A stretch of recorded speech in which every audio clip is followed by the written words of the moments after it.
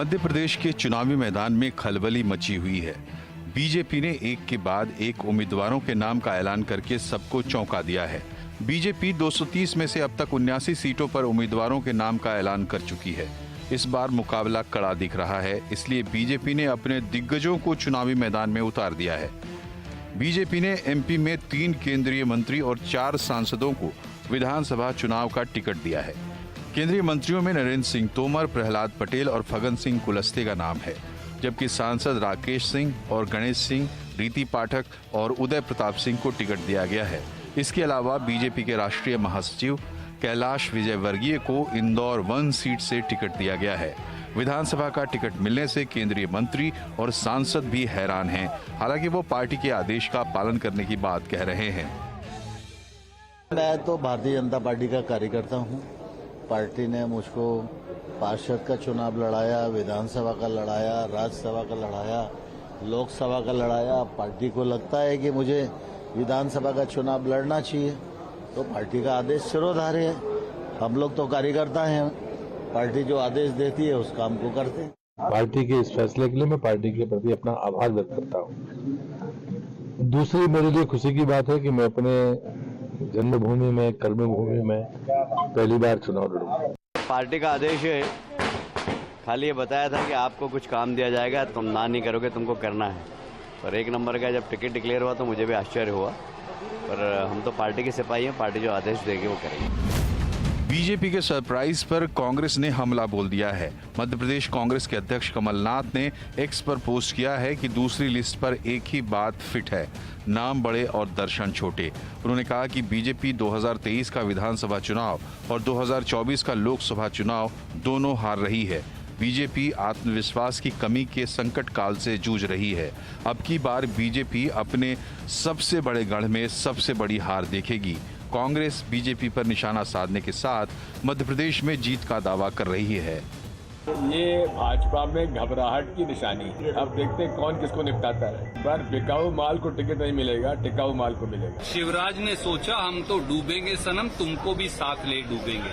सारे प्रतिद्वंदियों को जो बीजेपी में उनके हैं, शिवराज जी के और ज्योतिरादित्य सिंधिया के, सबको वहीं फंसा दिया लाकर, ताकि ना बांस रहेगा ना बांसुरी, क्योंकि भारतीय जनता पार्टी करारी शिकस्त और हार का सामना कर रही है। कांग्रेस के वार पर बीजेपी ने भी पलटवार कर दिया है। अब कौन घबराया है, कौन नहीं घबराया है, ये पूरा जनता तय करेगी 60 दिन के अंदर। और जो कांग्रेस पार्टी की आदत बन गई है सपनों देखने की, और जिस कांग्रेस पार्टी को पूर्ण अच्छी तरह से विवरण प्रधानमंत्री जी ने कल मंच से किया, वो लोहा है जिस पे जंग लग गया है। आप चुनाव लड़ेंगे? वो कांग्रेस जो भी सपने देखते रहे, असलियत जनता उस कांग्रेस के सामने दोबारा रखेगी, जैसे बार बार जनता ने कांग्रेस के समक्ष रखा है। बीजेपी की दूसरी लिस्ट में ज्यादातर वो सीटें हैं जो बीजेपी के खाते में नहीं थीं। सवाल ये है कि एमपी के चुनावी मैदान में केंद्रीय मंत्रियों और सांसदों को उतारकर बीजेपी क्या मैसेज देना चाहती है? इसके पीछे बीजेपी की क्या रणनीति है? बीजेपी ने ऐसा क्या भांप लिया है जिसकी वजह से उसे अपने दिग्गजों पर दांव लगाना पड़ रहा है? क्या बीजेपी के इस दांव से कांग्रेस को चिंता करने की जरूरत है? मध्य प्रदेश के घमासान में एक जबरदस्त मोड़, जहां पे केंद्र से 3 मंत्री और कुल 7 सांसदों को उतार दिया गया है। जैसा कि कैलाश विजयवर्गीय, उनको तो आश्चर्य हुआ कि उनको टिकट भी मिला और उनको चुनाव भी लड़ना है। इंटरेस्टिंग इसलिए है क्योंकि बीजेपी ने ऐसे प्रयोग पहले भी किए हैं। गुजरात में वो ऐसा प्रयोग कर चुके हैं, दिल्ली के म्यूनिसिपल में ऐसा प्रयोग कर चुके हैं। इवन बहुत कम लोगों को मालूम होगा कि उत्तर प्रदेश में भी जब 2017 का चुनाव लड़ा जा रहा था तो ऐसा प्रयोग किया गया था। बहुत सारे पुराने नेताओं को काट के नए नेताओं को टिकट दिए गए थे। चूंकि तब सत्ता में नहीं थे इसलिए ज़्यादा चर्चा में नहीं आया था, लेकिन ये प्रयोग करते। लेकिन इस वक्त मध्य प्रदेश में इस तरह का प्रयोग, क्या बीजेपी को किसी बात का डर है, वो स्ट्रेटजी है, या वो जैसा कि उनकी आदत है कि पूरी ताकत लगा के चुनाव लड़ना है, वो है? क्या है, इसको कैसे देखा जाए, स्ट्रेटजी को इसी बात समझने की कोशिश करते हैं। प्रवक्ता में साथ जुड़े हुए भारतीय जनता पार्टी के गुरु प्रकाश पासवान जी, कांग्रेस की प्रवक्ता retired wing commander Anuma Acharya ji, the Sutra के एडिटर इन चीफ और डायरेक्टर आनंद पांडे, वरिष्ठ पत्रकार हर्षवर्धन त्रिपाठी और राजनीतिक विश्लेषक कार्तिकेय बत्रा। आप सबका बहुत बहुत स्वागत है। छोटे छोटे जवाब रखिएगा, ज़्यादा इंटरेक्टिव रहेगा। गुरुप्रकाश पासवान, ये क्या स्ट्रेटजी भाई, क्यों आपने केंद्र के लोगों को, इवन मिनिस्टर्स को उतार दिया? नीरज जी, आपको और पैनल में उपस्थित सभी वरिष्ठ साथियों को हमारा नमस्कार। देखिए, चुनाव कोई भी हो, चुनाव सरपंच का हो, चुनाव मुखिया का हो, चुनाव विधानसभा का हो, चुनाव लोकसभा का हो, चुनाव प्रधानमंत्री का हो, चुनाव राष्ट्रपति का हो, हर एक चुनाव को हमारी पार्टी उतनी ही श्रद्धा, उतनी ही शिद्दत और उतनी ही संवेदनशीलता से लड़ती है। कोई भी चुनाव हमारे लिए अलग चुनाव नहीं होते हैं। मध्य प्रदेश निश्चित रूप से एक हमारी सेवा की और कर्म की भूमि रही है और मुझे नहीं लगता कि इसमें आश्चर्य का कोई विषय होना चाहिए। कोई भी व्यक्ति जो आज केंद्रीय मंत्री है वो कभी न कभी पार्टी का कार्य करता था। हम परिवार आधारित कोई पॉलिटिकल पार्टी तो है नहीं।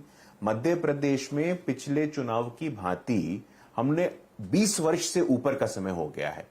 लगभग 2003 में जो हमारी सरकार बनी थी उसके बाद से लगातार हमारी सरकार वहां पे बनती आई है।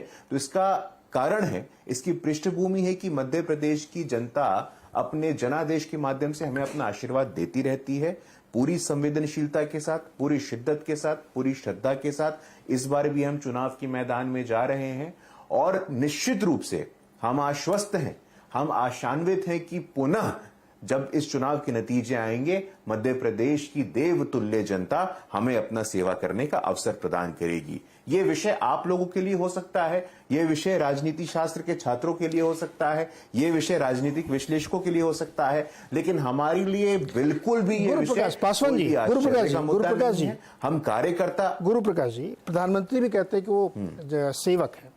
इसमें पार्टी का अधिकार है कि वो किसको चुनाव लड़ाए, कहां से लड़ाए, ये आप बिल्कुल कह सकते हैं। लेकिन अभी उत्तर प्रदेश में भी चुनाव हुए थे कुछ समय पहले, वहां तो ऐसा नहीं हुआ।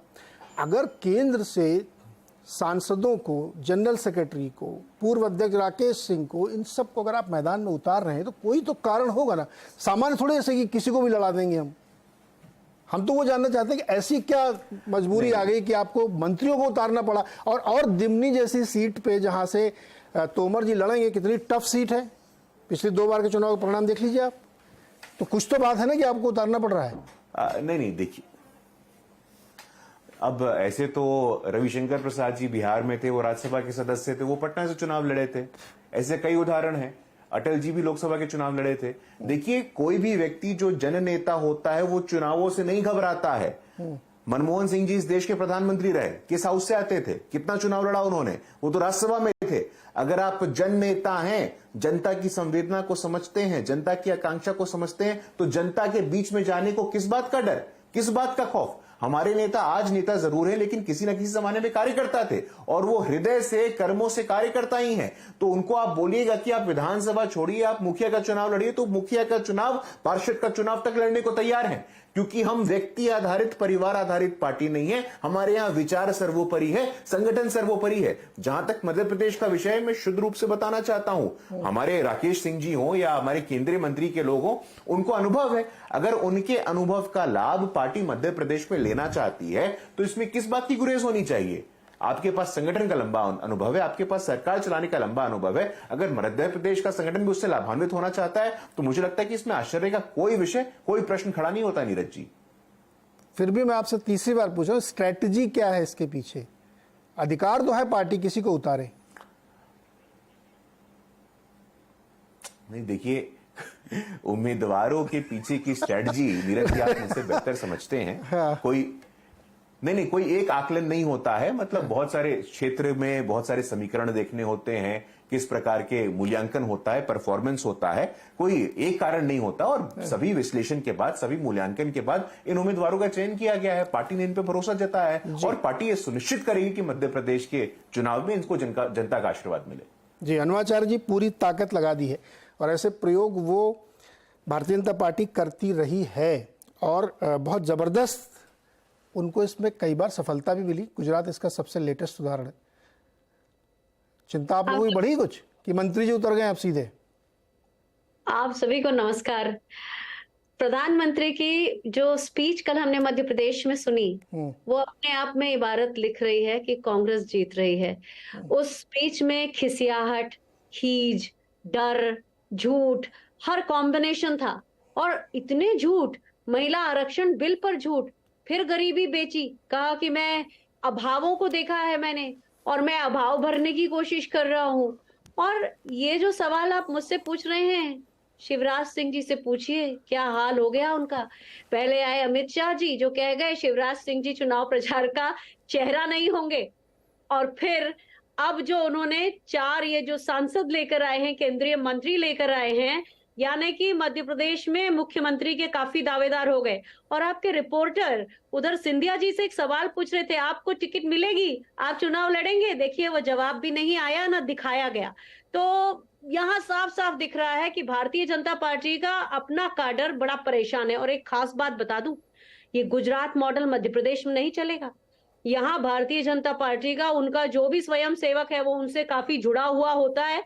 और ये जो किया है ना भारतीय जनता पार्टी में, हमें बहुत खुशी है कि ये हड़बड़ाहट में वो सारे काम कर रहे हैं जिसका नुकसान इनकी पार्टी को होगा। और आप सब प्रमाण देख रहे हैं, हर हफ्ते में भारतीय जनता पार्टी का एक बड़ा नेता पार्टी छोड़ रहा है और उनमें से कुछ कांग्रेस में आ रहे हैं और टिकट के आशा में नहीं आ रहे हैं। उनसे कोई वादा नहीं किया गया कि आपको टिकट मिलेगा या कुछ। बहुत साफ दिख रहा है कि भारतीय जनता पार्टी में भयंकर अफरा तफरी है। और कोई भी व्यक्ति, जो भी व्यक्ति अगर कल का नरेंद्र मोदी जी का मध्य प्रदेश की धरती पर भाषण सुन ले, अनुमा जी, और 20 सुन साल पाए, से उनकी सरकार है, 20 साल से उनकी सरकार है, और मध्य प्रदेश और गुजरात बीजेपी के लिए, आरएसएस के लिए सबसे मजबूत गढ़ है। आप गुजरात कह सकते हैं इस वक्त, लेकिन मध्य प्रदेश को आप नहीं कह पाएंगे, ऐसा मजबूत गढ़ नहीं है। मध्य प्रदेश के लोगों ने भरोसा दिया, यहाँ सही बोला भारतीय जनता पार्टी के प्रवक्ता ने, बहुत प्यार दिया। लेकिन भारतीय जनता पार्टी में बदले में क्या दिया? ना तो ढंग की गवर्नेंस दी। आपको पता है 2-2 हजार घोषणाएं हुई हैं, आगे पाट पीछे सपाट। चुनाव के वर्ष में 6 महीने से शिवराज सिंह जी ने 19 योजनाएं लाई हैं। क्यों लेकर आए थे? 18 साल की अगर सरकार थी, पूरा आपको मौका दिया इस मध्य प्रदेश की जनता ने, लेकिन आपने मध्य प्रदेश की जनता के साथ धोखा किया। और परिवारवाद की बात करने वालों को बता दूं, मध्य प्रदेश के बारे में खास तौर पे शिवराज सिंह चौहान को ले लीजिए, कैलाश विजयवर्गीय को ले लीजिए, गौरी शंकर शेजवार को ले लीजिए, नरेंद्र चौधरी, नरेंद्र सिंह तोमर जी को ले लीजिए। अनुमा जी परिवारवाद में मत जाइए, वो की दूसरी पीढ़ी भारतीय परिवारवाद की डिबेट अभी इस समय हम छोड़ देते हैं इसमें, क्योंकि वो परिवारवाद बहुत डिफरेंट लेवल पे, जैसे अभी भारतीय जनता पार्टी के प्रवक्ता ने कहा तो उनको वहां टोकना चाहिए। नहीं, परिवारवाद वाली इसलिए नहीं रख रहा हूँ। सुनिए तो, एक मिनट सुनिए तो अनुमा जी, परिवारवाद वाली डिबेट चलेगी ना तो अभी राजस्थान में एक पूर्व कांग्रेस की नेता ने बीजेपी ज्वाइन किया है और वो कांग्रेस की रिश्तेदार है हरियाणा के नेता की। अब आप जानते हैं, इसलिए उस चक्कर में नहीं पड़ते, छोड़िए उसको, बाद में कभी परिवारवाद डिस्कस करेंगे। आनंद पांडे, आप तो भोपाल में और मध्य प्रदेश में बहुत लंबे समय से जुड़े हुए हैं पत्रकारिता से।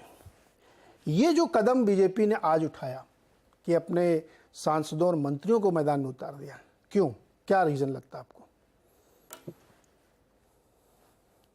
ये सवाल आपका मेरे से है नीरज? हाँ आनंद, आपसे ही है। देखिए, मैं आपको बताऊं, यहाँ की ग्राउंड रियलिटी ये है, जमीनी हकीकत मैं आपको बताता हूँ नीरज। आज से 2 महीने पहले अगर हम बात करें तो वाकई कांग्रेस बहुत आगे चल रही थी।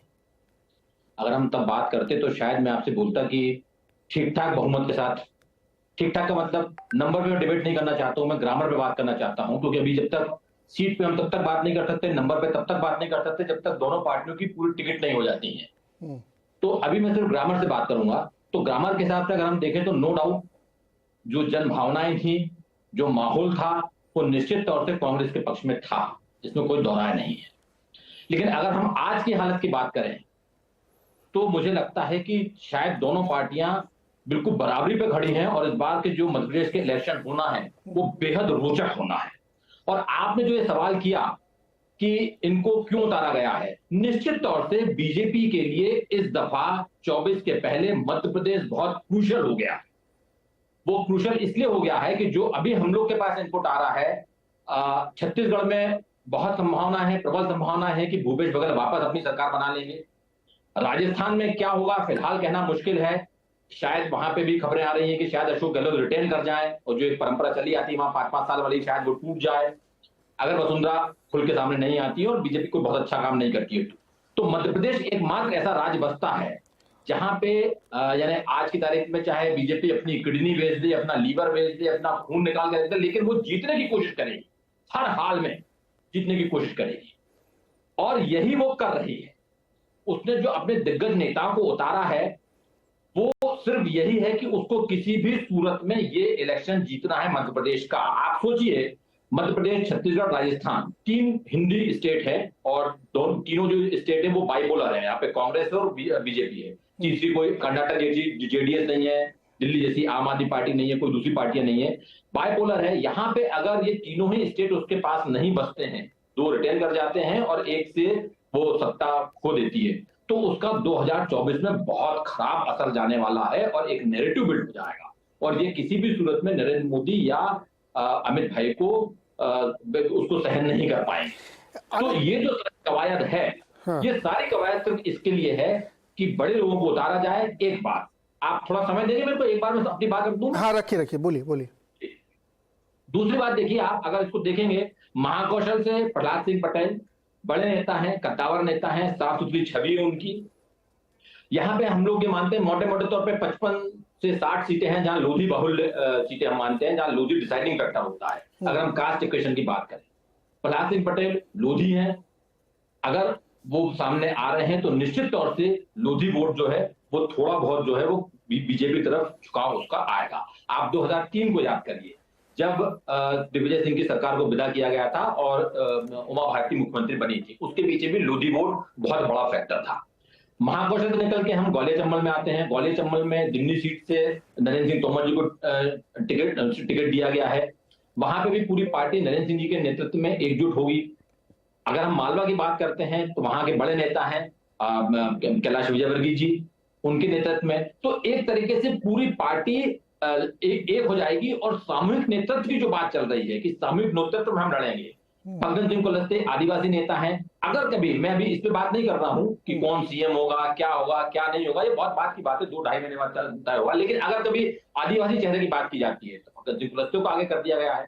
तो ये सारी वो कवायद है जो पार्टी को बहुत तेजी से आगे ले जाने की कोशिश कर रही है। और मुझे ऐसा लगता है, 2 बातें और रखूंगा मैं आपके सामने। आनंद, इसमें मैं क्वेश्चन जोड़ दूं उसके बाद, क्वेश्चन जोड़ दूं उसके बाद, ये जो जहां से तीनों आपने बताया, महाकौशल से, मालवा से और दूसरे चेहरे उतारे, इसमें एक सवाल ये उठता है कि एक तो जिन जिन सीटों पे इनको रखा गया वो बहुत टफ सीटें हैं। आप देखिए ना, तोमर जी वाली सीट 27 वोट से हारे थे वो। उसके बाद जो बंदा उनके साथ आया महाराज जी के साथ, वो 27,000 वोटों से हारा। अब उस सीट से वो ट्राई कर रहे हैं। ऐसा ही आप इंदौर वाली सीट देखिए, इंदौर 1, जहां से कैलाश जी लड़ेंगे। ये सारी टफ सीटें दी गई। तो क्या इसके पीछे ये स्ट्रेटजी है कि जो लगता था कि बीजेपी हार ही सकती, उनको रिटेन करें, साथ में आसपास प्रभाव डालें? अब बहुत अच्छा सवाल है नीरज आपका। देखिए, पहली लिस्ट जारी हुई थी वो 39 नाम थे उसमें, दूसरी लिस्ट जारी हुई उसमें भी 39 नाम है, और एक नाम आज अलग से मोनिका भट्टी का अलग से ऐलान किया गया है। इस तरह से टोटल अभी तक बीजेपी ने मध्य प्रदेश में 79 नाम का ऐलान कर दिया है। इन 79 में से सिर्फ बोल रहा हूं, सिर्फ 3 सीटें अभी बीजेपी के पास हैं, यानी 76 सीटें कांग्रेस के पास है। दूसरी अगर अदर होगा तो अदर होगा, बीजेपी के पास नहीं है। तो इसमें वो जो भी जीतती है, और निश्चित तौर से इन लोगों को जो लड़ाया जा रहा है, राकेश सिंह बहुत बड़े नेता है जबलपुर के, अगर बड़े नेता हैं तो चुनाव लड़े, प्रदेश अध्यक्ष रह चुके हैं, सांसद हैं, तो चुनाव लड़े। तरुण भनोट को जबलपुर पश्चिम से हराएं, और नहीं हराए तो घर बैठ जाएं। तो निश्चित तौर से ये कोई व्यक्तिगत किसी को खुश करने के लिए पार्टी काम नहीं कर रही है। ये पार्टी काम कर रही है पार्टी की सरकार बनाने के लिए, कि बीजेपी की सरकार बननी चाहिए, इसलिए ये कठिन सीटें दी गई है। इसलिए मैं आपसे बोल रहा हूं कि जो 76 सीटें आज की तारीख में बीजेपी के पास नहीं है, अगर उसमें से 10 भी जीतती है, 12 भी जीतती है, 15 भी जीतती है, जो भी नंबर पे जीतती है, एन नंबर पे मैं आपसे बात कर रहा हूं, तो वो एन नंबर जो है वो बीजेपी के लिए फायदे का सौदा है। ओके, बीजेपी के लिए फायदे का सौदा। और 79 में से 76 सीटें अभी बीजेपी के पास नहीं है, इसलिए स्ट्रेटजी वाइज पहले उनको उतारा गया है। हर्षवर्धन जी, आपको क्या लगता है बीजेपी की ये स्ट्रेटजी क्या है और इसको किस तरह से मोदी जी प्ले आउट करना चाहते हैं? 6 महीने में 7 बार वो जा चुके हैं, शाह जी खुद चार्ज लेके बैठे हुए हैं। तो जैसे भी आनंद कह रहे थे कि ऑल आउट है, किसी भी कीमत पर जीतना ही है मध्य प्रदेश, चैलेंज है बहुत बड़ा ये। तो नीरज जी देखिए, चैलेंज अगर नहीं होता तो 2018 में भारतीय जनता पार्टी हारती नहीं। लेकिन चैलेंज सबसे बड़ा क्या बताया जा रहा था कि भाई इतने लंबे समय तक पार्टी सत्ता में रह गई तो सारा संकट यही है। मध्य प्रदेश की सरकार के कामकाज पर मोटा मोटा मैं लगातार जिन शहरों में घूमा, इंदौर, भोपाल, जबलपुर, सागर, पन्ना, इन जगहों पर कहीं भी मुझे कोई नाराजगी नहीं दिखी। और ये कमाल की बात है कि अगर करीब करीब 20 वर्ष, करीब बीच में कमलनाथ जी 18 में आए थे तो मेरे ख्याल से 1.5 वर्ष का कुछ समय रहा होगा, उसको छोड़ दें तो कहीं कोई नाराजगी नहीं। ये बहुत बड़ी चीज होती है। इसलिए सबसे पहले तो ये मानना चाहिए कि शिवराज सिंह चौहान बहुत शानदार नेता हैं। लेकिन हर पार्टी को जो समझदार होती है, जिस पार्टी को आगे बढ़ना होता है, उसको एक जगह पर जाकर सोचना होता है कि हमें कोई और नेतृत्व चाहिए क्या। अब चूंकि आनंद जी ने बहुत डिटेल में वो सारी बातें बता दी हैं कि सिर्फ 79 में से 76 सीटें उनके पास नहीं है, लेकिन जरा आप सोचिए, जिस जबलपुर की बात कर रहे हैं, जबलपुर छात्र संघ के अध्यक्ष रहे हैं राकेश सिंह, 4 बार के सांसद हैं, और मैं अभी 1.5-2 महीने पहले जबलपुर गया तो वहां लोगों का यही कहना था कि मोदी जी के नाम पर इनको कब तक जिताएंगे। अब जबलपुर पश्चिम जो सीट है तरुण भनोट, वो 2013 में भी जीते, 18 में भी जीते, 2 बार के मजबूत विधायक हैं। चलिए लड़के दिखाइए आप।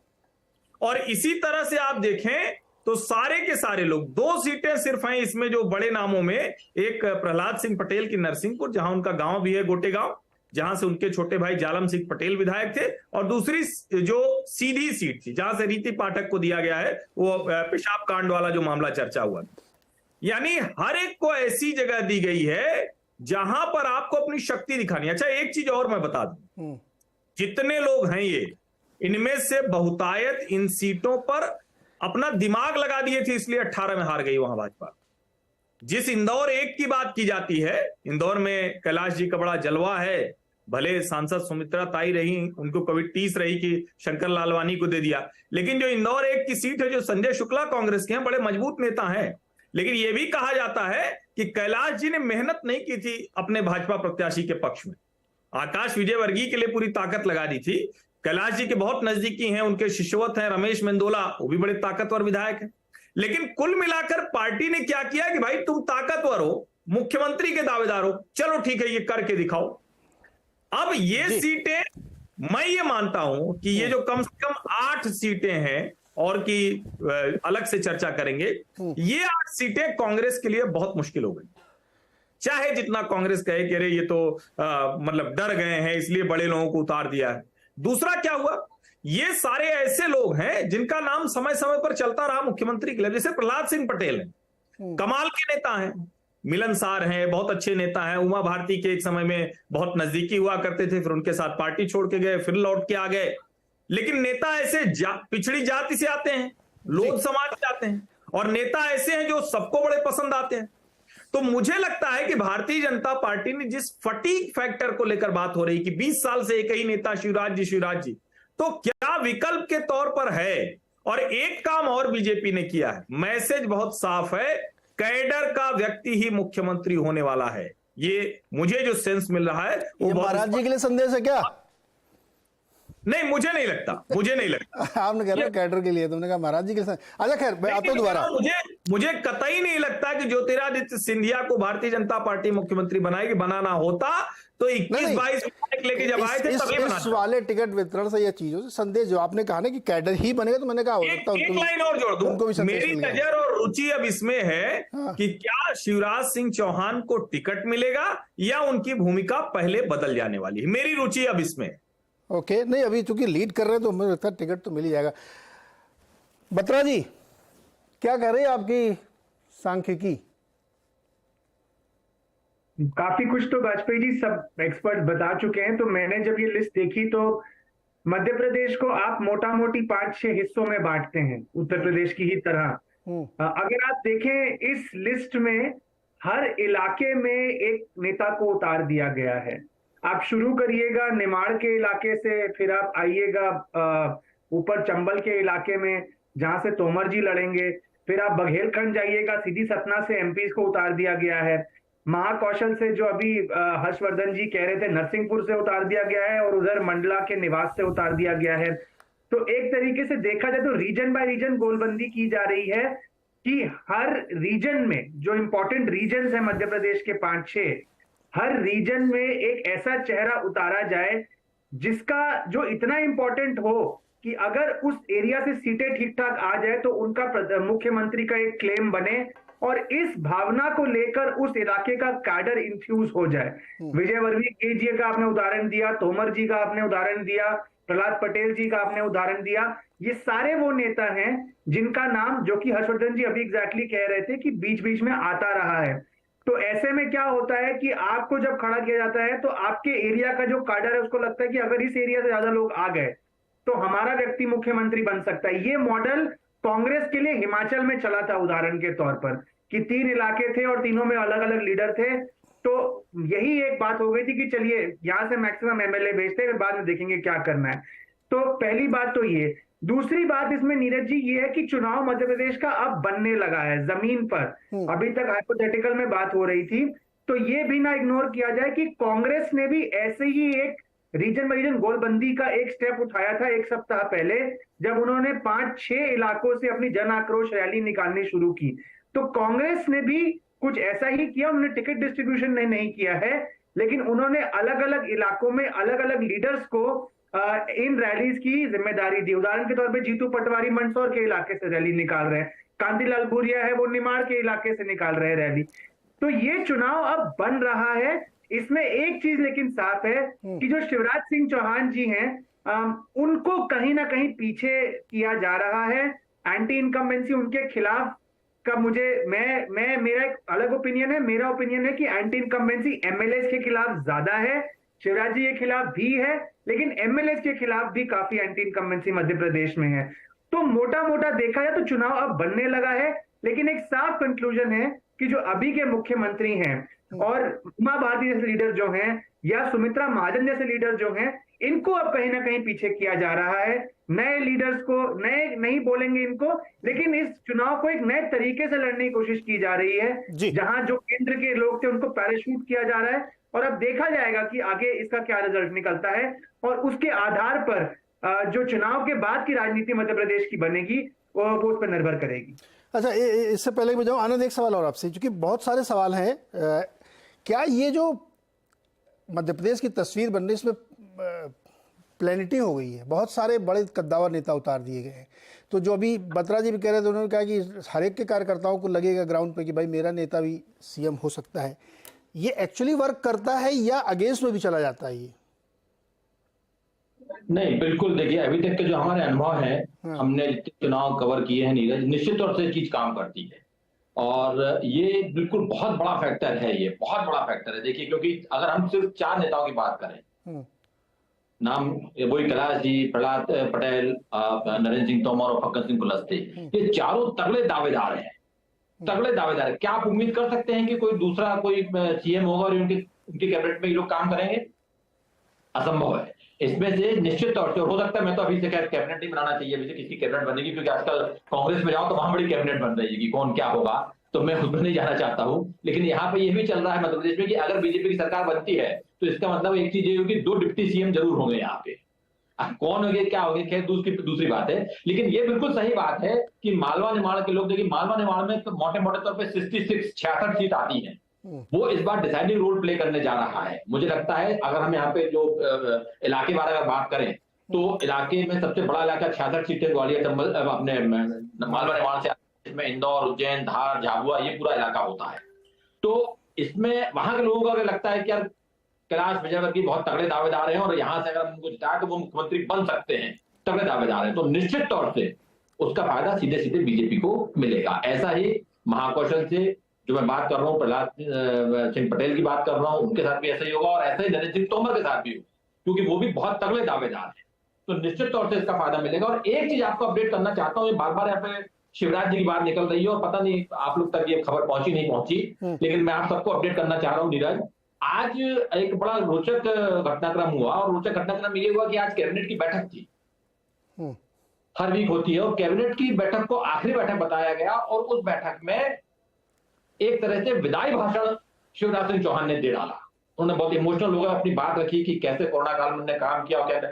यहाँ अंडरलाइन करने वाली बात यह है कि 2008 में जब चुनाव हुए थे तब भी वो मुख्यमंत्री थे, 13 में मुख्यमंत्री थे, 18 में मुख्यमंत्री थे। इसके पहले जब 10 सूत्र ने इसकी पूरी तस्दीक की, पता किया, तो कभी भी उन्होंने इस तरह से विदाई भाषण नहीं दिया था। अभी हम लोग खबर चला रहे हैं थोड़ी देर में, तो ये भी 2-3 घंटे पुरानी बात है कि भाई विदाई भाषण दिया और उन्होंने मंत्रियों से अपने बात की। तो ये एक बहुत बड़ा इंडिकेशन है। देखिए, ये हमको अगर हम बिटवीन द लाइन्स अगर पढ़ना जानते हैं तो हमको समझना पड़ेगा कि इसके क्या मायने हैं। कल जब मोदी जी यहाँ पे आए तो उन्होंने शिवराज सिंह चौहान का नाम तक नहीं लिया एक बार भी। जो आपका इलेक्शन गोइंग स्टेट है, जहां इलेक्शन होने वाला है, जहां पे 15 साल से कोई मुख्यमंत्री काम कर रहा है, बड़ा लोकप्रिय मुख्यमंत्री, उसका आप नाम तक नहीं लेते हैं, उसकी किसी योजना का आप जिक्र तक नहीं करते हैं। लाडली बहना, जिसको एक गेम चेंजर योजना माना जा रहा है, ये बात उन्होंने कही भी थी ना कि प्रधानमंत्री जी ने एमपी मेरे मन में है और मैं एमपी के में, ये बात उन्होंने कही थी। उसको हम लोगों ने डिस्कस में रखा था कि ये बहुत बड़ा स्टेटमेंट है। खैर, ये इनकी अपनी स्ट्रेटजी भी, इसमें इतने सारे सवाल उठ रहे हैं। मैं दोबारा आता हूँ। अनुमा जी, ये जो अभी हमारे जर्नलिस्ट लोग कह रहे हैं कि इतनी बड़ी स्ट्रेटजी बन गई, आप लोग क्या कुछ रिवैम्प करेंगे अपना? कैसे काउंटर करेंगे? तो एरिया वाइज अब तो घेरने की तैयारी हो रही कांग्रेस को। म्यूट है आप अपने को अनम्यूट करिए। मैं पत्रकारों की बहुत इज्जत करती हूँ, तो जो उन्होंने कहा वो सिर आंखों पर। मैं ग्वालियर चंबल संभाग में हूँ और यहीं रहूंगी इलेक्शन तक, तो मैं जो देख रही हूँ अपनी आंखों से उसको नकार नहीं सकूंगी, क्योंकि जन आक्रोश यात्रा को जितना अच्छा रिस्पांस मिल रहा है वो ये बताता है कि कोई भी बीजेपी का नेता इंडिविजुअली भला हो या बुरा हो, लेकिन उसकी पार्टी ने लोगों के साथ अच्छा नहीं किया है, और ये चीज सबसे ज्यादा सामने आएगी।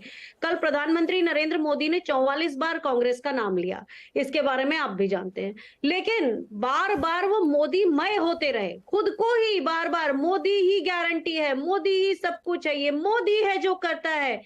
ये जो असंतुलित सा उनका संभाषण जो था, उससे ये साफ दिखा कि इतना डर है उनको। मैं आनंद जी की इस बात से साबका तो नहीं रखती, लेकिन उनको उनकी बात का क्रेडिट बिल्कुल देती हूँ कि पहले स्थिति जो थी वो बिल्कुल ही साफ दिख रही थी, लेकिन अब बीजेपी लड़ने पे आ गई है और अब आपने देखा बड़े बड़े नेता उतारे हैं। लेकिन लोग कैसे भूल जाएं व्यापम, लोग कैसे भूल जाएं कुपोषण वाला घोटाला, लोग कैसे भूल जाएं अभी अभी हुआ पटवारी घोटाला, लोग कैसे भूल जाएं अवैध उत्खनन का माफिया, लोग कैसे भूल जाएं इस तरह के भ्रष्टाचार जिसमें 50% का कमीशन चलता है।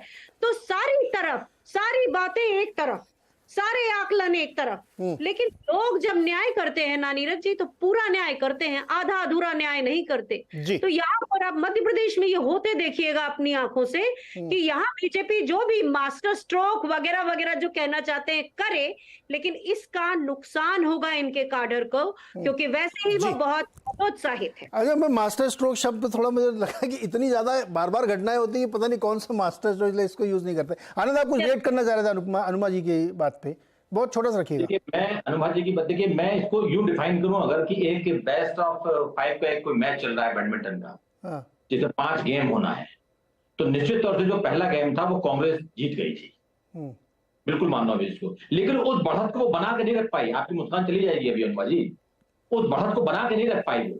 देखिए, मुद्दे हमेशा अपोजिशन खड़े करता है। मैं मान रहा हूं कि यहाँ पे बहुत सारे मुद्दे हैं, 20 साल की सरकार हो गई है, और 20 साल के बाद 10 साल में आप याद करिए दिग्विजय सिंह की क्या हालत हो गई थी। बंटा ढार बोलने लगे थे, आज भी लोग उनको बंटा ढार के नाम से याद करते हैं, बिजली सड़क पानी का इशू खड़ा कर दिया था।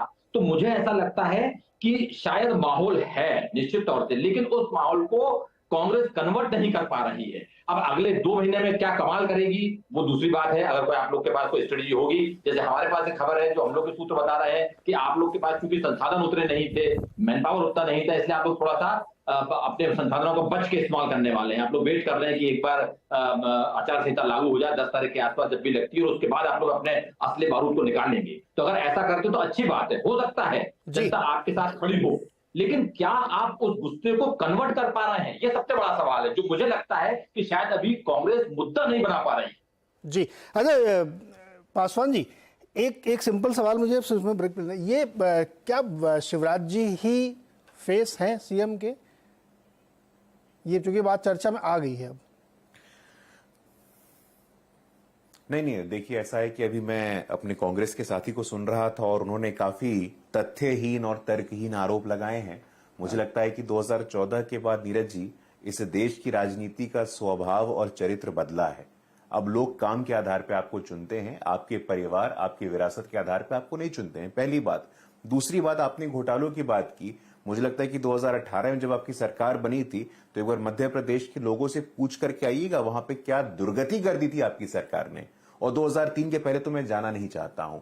बिजली, सड़क, पानी, बीमारू वर्ग के कैटेगरी में मध्य प्रदेश को गिना जाता था और आज मध्य प्रदेश में इंफ्रास्ट्रक्चर हो, कनेक्टिविटी हो, डेवलपमेंट हो, एयरपोर्ट हो, हर प्रकार से सशक्तिकरण हो रहा है। मैं बीच में नहीं बोल रहा था साहब। मैं देखिए ये कांग्रेस पार्टी की व्याकुलता दिखती है। गुरुप्रकाश जी, मेरा सवाल दूसरा था। व्याकुल मत होइए, नतीजे आने दीजिए, व्याकुल मत होइए। गुरुप्रकाश जी, मेरा सवाल ये था कि क्या शिवराज जी, आपके बारे में तो कोई कह नहीं रहा था, अभी भी फेस है? मतलब मैं तो एकदम पत्रकार के नाते पूछ रहा हूँ, वो सीएम है, फेस है उसके कि नहीं है? क्योंकि अब चर्चा ऐसी आ गई है तो मैं आपसे सवाल पूछ रहा हूँ। देखिए हम लोग हमेशा, नीरज जी, ऐसा कोई पहला चुनाव नहीं है। हम लोग हमेशा सामूहिक नेतृत्व में चुनाव लड़ते हैं, कलेक्टिव लीडरशिप में चुनाव लड़ते हैं और विधायक जिनको चुनेंगे वो मुख्यमंत्री बनेंगे। अभी उसके पीछे किसी प्रकार का पूर्वाग्रह करना, पूर्वानुमान करना अभी ये उचित नहीं है। निश्चित रूप से अभी बिल्कुल हमें लगता है कि विधायक हमारे आएंगे, अधिक से अधिक संख्या में बहुमत मिलेगी और हमारे गुरुप्रकाश जी, चुने जाएंगे। ये एकदम स्टैंडर्ड जवाब है और ये स्टैंडर्ड जवाब आपको अभी से लेकर चुनाव तक देना पड़ेगा, क्योंकि आपने इतने दिग्गज उतार दिए कि हर तीसरा सवाल यही पूछा जाएगा कि तोमर जी की क्या रोल होगी। जो आनंद ने कहा बहुत इंपॉर्टेंट बात है। मैं एक ऐसे काल्पनिक सवाल रख रहा हूं कि मान लीजिए सरकार बनती है और शिवराज जी सीएम बनते हैं, तो उनके अंडर में ये सारे लोग मंत्री बनेंगे क्या, या तो वापस जाके वो फिर से लोकसभा में चले जाएंगे? ये बहुत इंपॉर्टेंट क्वेश्चन है सर, इससे आप बच नहीं सकते। हर तीसरा सवाल यहां से लेकर चुनाव तक आपसे यही पूछा जाएगा, लेकिन आपका स्टैंडर्ड जवाब है कि विधायक तय करेंगे। खैर, ब्रेक लेते हैं, लौट के आते हैं, इस पर बातचीत करेंगे दोबारा। आपको आज मध्य प्रदेश की चर्चा हो रही, जहां पे बीजेपी ने अपने सांसदों और मंत्रियों को अखाड़े में उतार दिया है, क्योंकि चुनाव बहुत ज़्यादा इंटेंस हो रहा है और आगे जाते हुए और होगा। तो उसी को हम समझने की कोशिश कर रहे थे कि ये स्ट्रैटेजी क्या है, क्यों उतारा गया है। तो इस पर काफ़ी विश्लेषण हुआ। अब इसका एक दूसरा हिस्सा है कि ग्राउंड पे किस तरीके का मूड माहौल है।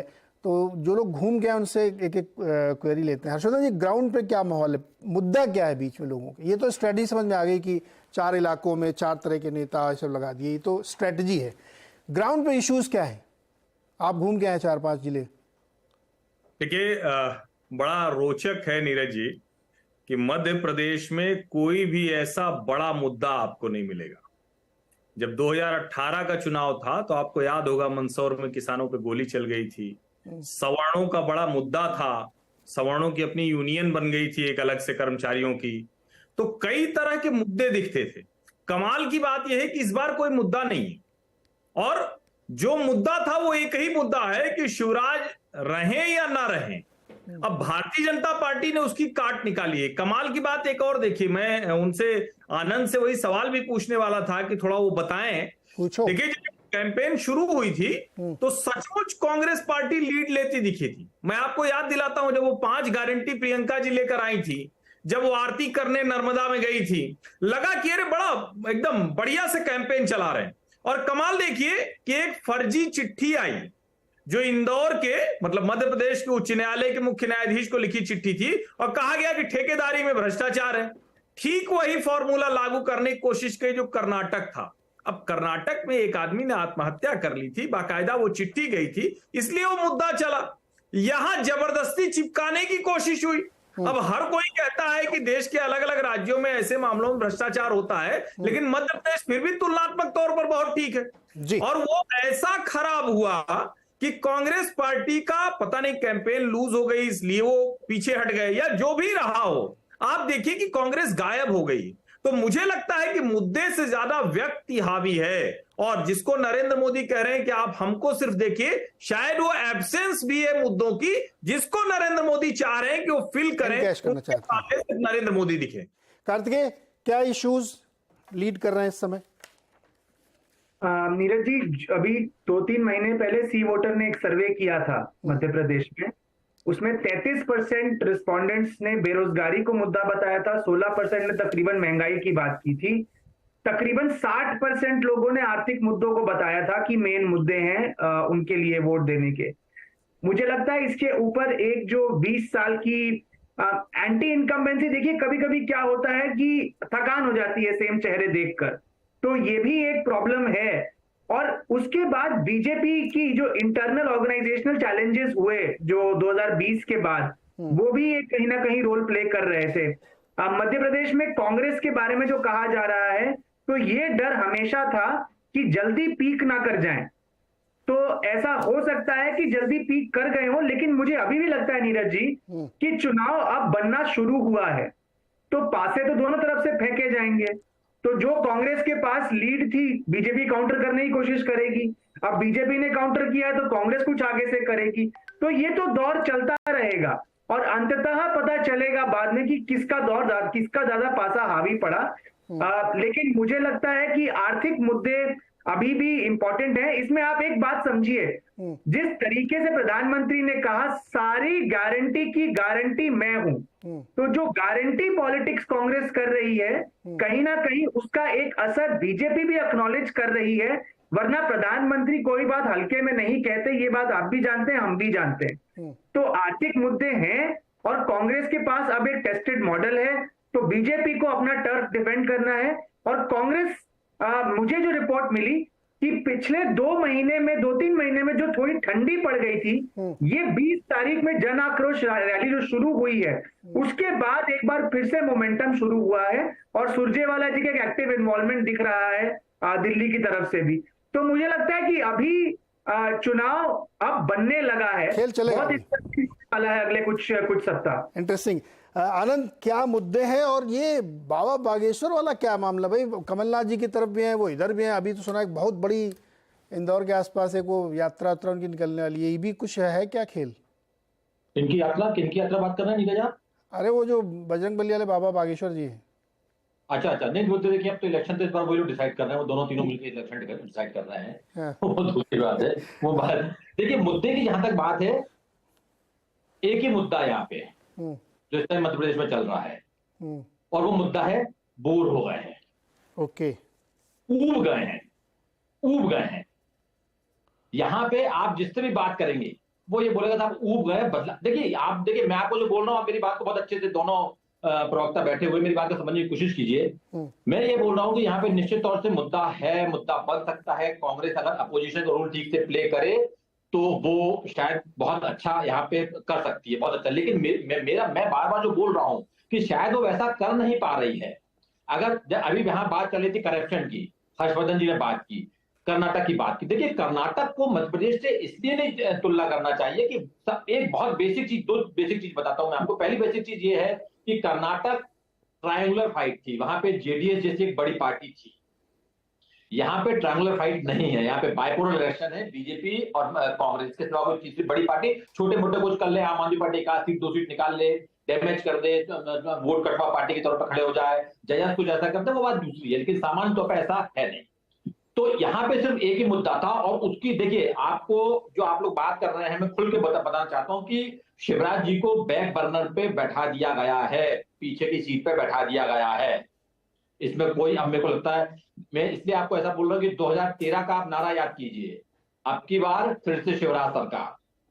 2018 का नारा याद कीजिए, माफ करो महाराज, हमारा नेता शिवराज। इस बार क्या हुआ, नारा क्या आया, अब की बार 200 पार, जो 150 चले गया है। तो वो नारों से उन पे किनारा करना शुरू किया गया, और ये एक बड़ा मुद्दा था यहाँ पे।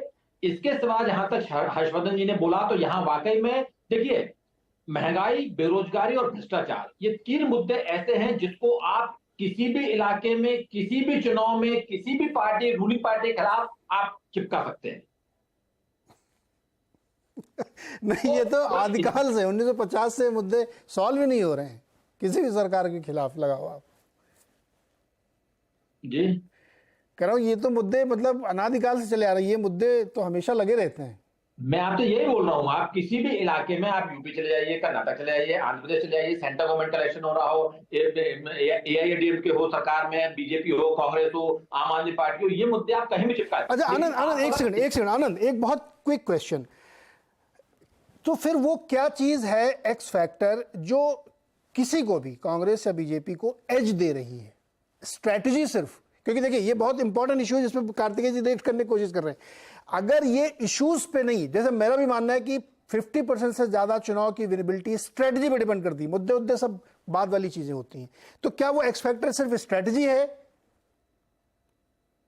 जी देखिए, जैसा आप जो बात कर रहे हैं यहाँ पे मुद्दे, अगर इसको अगर शिवराज जी को यहाँ पे मुद्दे, मैंने आपसे जो वो इसके पहले बोला कि यहाँ पे कांग्रेस, देखिए अपोजिशन क्या करती है, अपोजिशन मुद्दे खड़े करती है और जो रूलिंग पार्टी होती है वो अपनी कामयाबियों को, अपने 5 साल, पिछले 5 साल की प्रोमिसेस को जो उसने डिलीवर किए हैं, नहीं किए, उसको वो आगे ले जाती है। तो यहाँ पे बीजेपी तो अपना काम कर रही है, लेकिन जो एक स्ट्रांग अपोजिशन का एक जो रोल प्ले करना चाहिए, देखिए मैं आपको 3 एग्जाम्पल देता हूँ।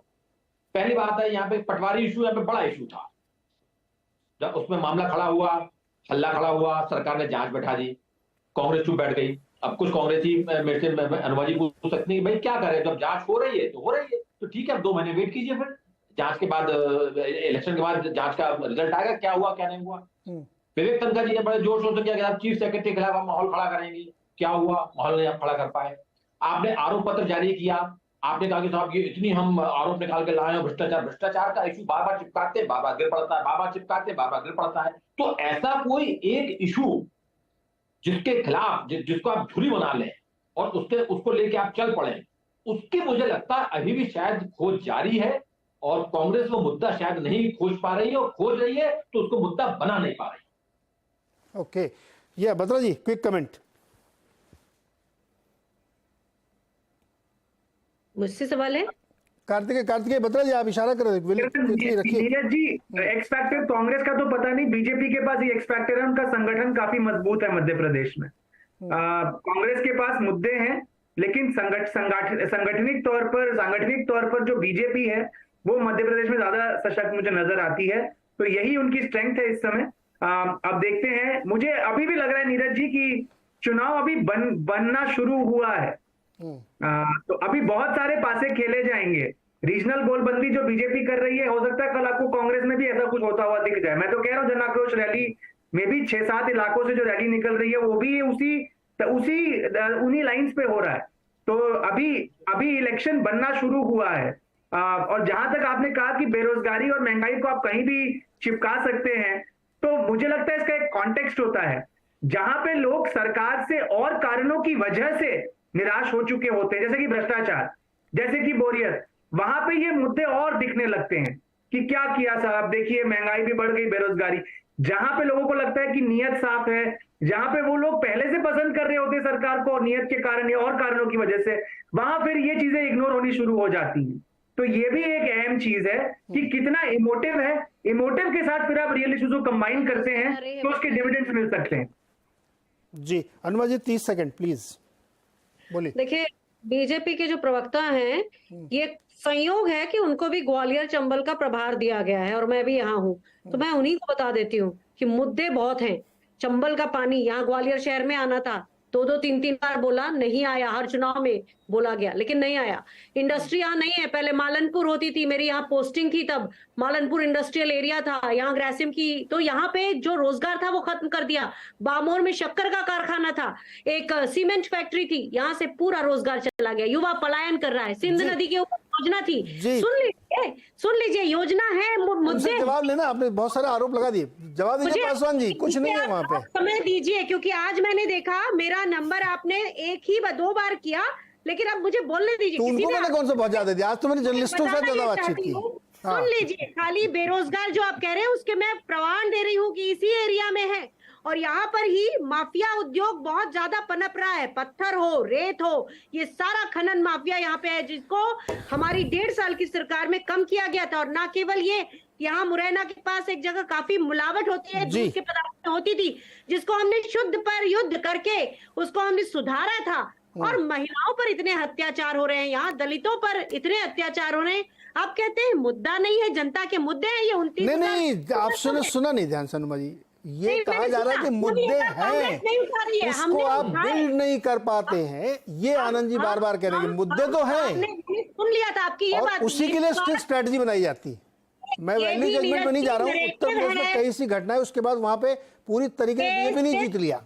नीरज जी, मेरे ही वो समय में स्ट्रेटजी जरूर का पार्ट है, फिर इसलिए कह रहा हूँ मुद्दे को सेकंड करके बिल्ड आप- करना जरूरी है। समय एकदम समाप्त हो गया अनुमा जी, माफी चाहता हूँ, अभी तो बहुत शो हम लोग करेंगे, मध्य प्रदेश चुनाव भी बहुत दूर है यहाँ पे, लेकिन दो तीन चीजें इसमें साफ है कि एक तो मध्य प्रदेश में स्ट्रेटेजिक गेम खेला जा रहा है, बड़े बड़े नेता उतार दिए गए, मंत्री, और शिवराज जी शायद अब थोड़ा सा उनको पीछे कर दिया गया है, अब 4-5 बड़े फेस आ गए हैं, और अब इस समय जो हमारे पत्रकार लोग कह रहे हैं कि एज इनकी तरफ बन गया, लेकिन अभी चुनाव ओपन है, अभी समय है, इसमें जैसे कार्तिक कह रहे हैं बहुत कुछ हो सकता है, देखें क्या होता है। बहुत बहुत शुक्रिया हमारे साथ जुड़ने के लिए।